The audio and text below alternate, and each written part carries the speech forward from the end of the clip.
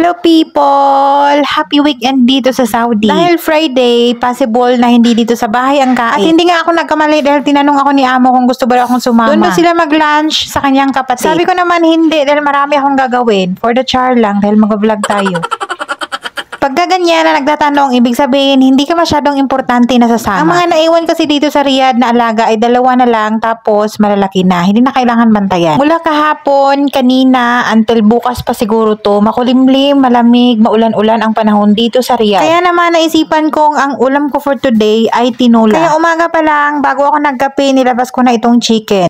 Nawala na yung yelo ng ating karning manok kaya nilagyan ko yan ng ginger at garlic. Para habang naglilinis ako, manunuot yung ginger at garlic sa ating chicken. Nilagyan ko na din ng paminta para hindi na rin tayo maglagay mamaya. At naglagay ako ng pinch of salt. Nilamas ko mabuti yan para manuot talaga ang mga aroma na nilagay natin. Ang gagawin nating tinola ngayon ay pinasimple, pinamadali at pinasarap ng dahil sa Mamacita. And this is my first try to use tinola mix from Mamacita. Tinola is one of our comfort food as a Filipino. At dahil sa Mamacita, lasap pa rin namin ang panlasang Pinoy kahit nandito kami sa abroad. Isa na din to sa tradisyon natin pagka merong nagkasakit, isa sa membro ng ating pamilya ang ihain tong tinolang manok. O nagkikrave tayo na something soupy or malamig ang panahon, tinola talaga or sinigang ang ating naisip. At syempre, mas feel ko pa talaga ang Pinas dahil meron tayong moringa or malunggay. May tanim yung aming driver kaya nanghingi ako at nagpabili na rin ako ng isang pirasong green papaya. Green pero malambot na, parang 10 years na atang nakatingga yun sa bakala. Akala ko talaga ay malambot na at yellow na siya. Na-surprise ako nung hiniwa, okay pa pala siya. Ito talaga yung kasabihan na don't judge the book by its cover. Hindi ako sigurado kung seedless ba talaga tong papayang to or binenta na siya bata pa lang. Wala kasi siyang buto. Naisipan ko pa naman na baka yung buto pwede kong maitanim. Magsa-10 taon na rin ako dito sa Saudi at ngayon lang ako makagawa ng tinola, nalalagyan ko talaga siya ng papaya. Kaya sobrang na-excite ako sa food ko today dahil feel na feel ko ang Pilipinas. Kinalakihan ko talaga pag magtinola kami, meron talaga kaming lemongrass or tanlan. Hindi talaga mapagkaila na yung mga katulong dito ay mga Filipino or ang driver ay Filipino din.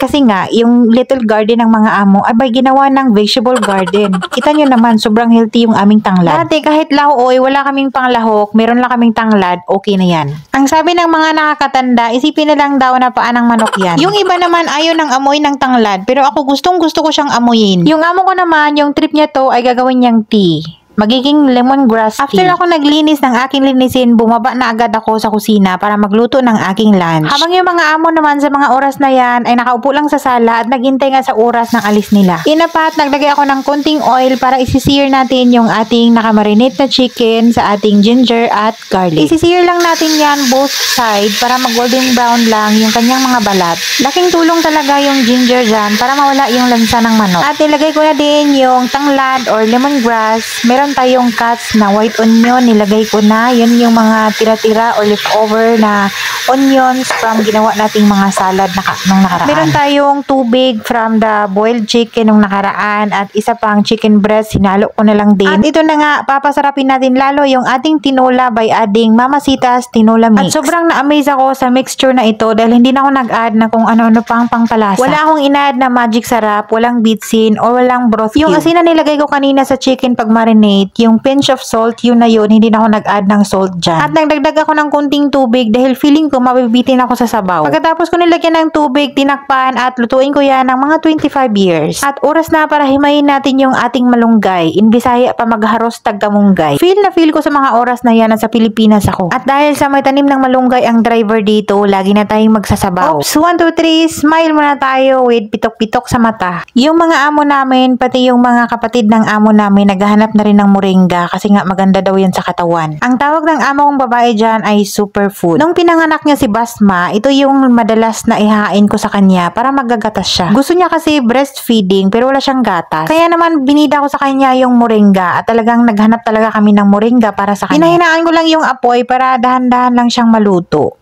para manuot talaga yung ginger, yung lemongrass sa lasa ng ating sabaw at sa manok. After 25 years na pagpapakulo ng manok, nilagay ko na yung green papaya. At nilagay ko na din itong 3 punggok na green chili. Siguro ito pa yung bakas ng summer. Siguro sobrang init while tumutubo sila. Kaya ayun, punggok. Nakasimmer lang yan ng 1 year. Gusto ko kasi crunchy pa yung papaya. Then nilagay na natin yung malunggay. Pwede na tayong kumain dyan after half a minute. Yung moringa kasi isang blink lang ng mata, luto na yan, pwede na. At amoy pa lang dyan sa tinulang yan, nakakatakam na. At tinikman ko bago ko sana naglagay ng salt. Tapos sa surprise ako sa lasa, hindi ko na pala kailangan mag-add ng salt. Kung ano yung nilagay ko doon sa chicken kanina, yun na yun. Na-surprise ako sa lasa, sabaw pa lang ulam na. Hindi ako convincing sa isang tikim, kumuha pa talaga ako ng isang kutsara uli para matikman pa. Yung lasa niya parang native chicken yung ginamit. At meron akong nababasang comment kung halal ba yung mga mix na to. Yes po, halal na ang mix na to at na-market na nila dito sa mga malalaking supermarket. Siguradong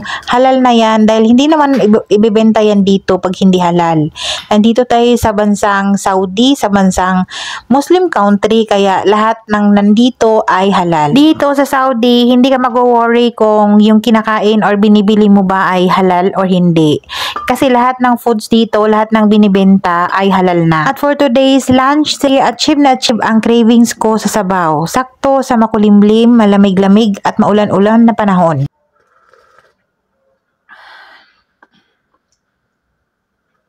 Grabe, parang nasa ano ako?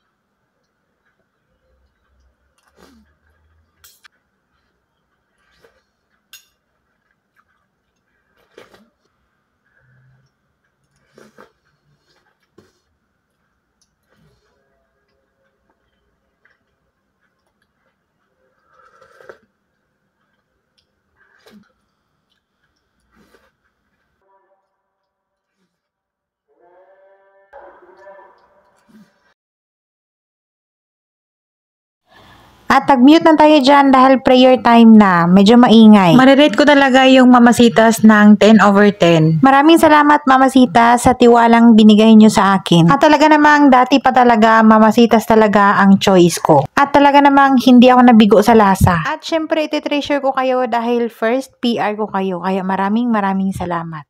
O diba, simot sabaw tayo dahil tinungga ko na nga iyong mangkok. At sa inyo mga mahal kong followers dyan, maraming salamat po. Hanggang dito lang muna, maraming salamat sa inyong lahat at mag-ingat po kayo lalo na't may bagyo sa Pinas.